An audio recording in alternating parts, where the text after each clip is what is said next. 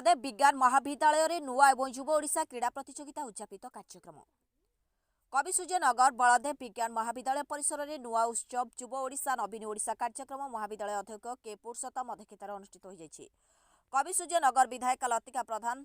प्रदीप प्रज्वलन पूर्वक यार शुभ उद्घाटन करते सम्मानित अतिथि भाव सांसद प्रतिनिधि सूरज रेड्डी जिला युव विजेडी उपसभापति प्रश्न नायक नगर युवा विजेडी सभापति राजेन्द्र खटई एनएससी उपाध्यक्ष विक्रांत कुमार साहू कॉलेज परिचालना समिति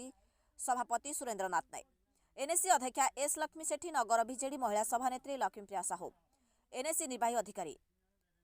प्रसन्न कुमार दास कवि सूर्यनगर निर्वाचन मंडली सभापति रसल दास जिला युवा विजेडी उपसभापति सुनील कुमार पोलाई समाजसेवी चंद्रशेखर प्रधान 8 number ward councillor Jagdish Mishra वरिष्ठ युव विजेडी नेता सूर्यनारायण नायक एवं दिलीप साहू वार्ड नंबर 16 प्रतिनिधि मुकेश दास नगर विजेडी उपसभापति राकेश प्रधान जिला साधारण संपादक मलय पट्टनायक उपस्थित रही समस्त कृति प्रतियोगी को उत्साहित करथिले। ए अवसर में समस्त कॉलेज अध्यापक अध्यापिका परिचालन में सहयोग करथिले। ब्यूरो रिपोर्ट प्रेरणा news today.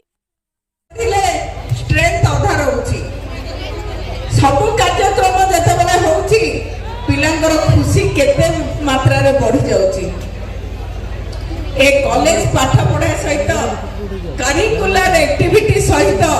Extra curricular activity गोटे मोस्ट इम्पोर्टेंट जिनस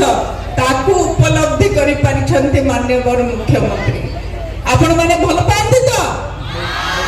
काहू काहू नवीन पटनायक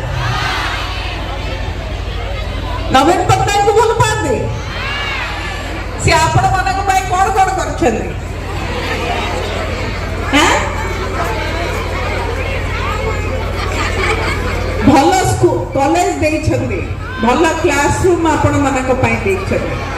आगे कोभल भाव रे एठी आपण माने कर पूर्वतन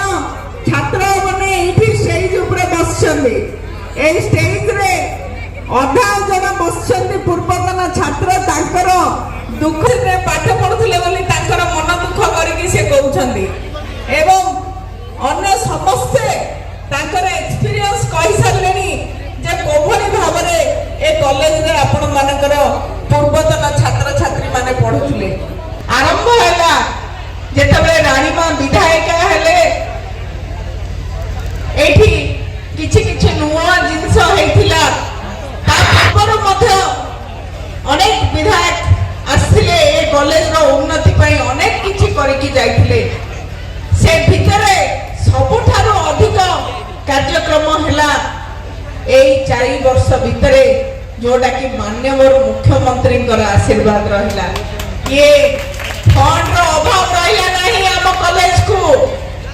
जेतबेले भित्तिभूमि सुदृढ़ हबो हमर शिक्षा दीक्षा मध्ये सुदृढ़ हबो आमे जदि भल क्लासरूम रे पाठ पढिबा ताले निश्चित भाव रे हमर संपूर्ण परिवेश हमको समर्थन दबो।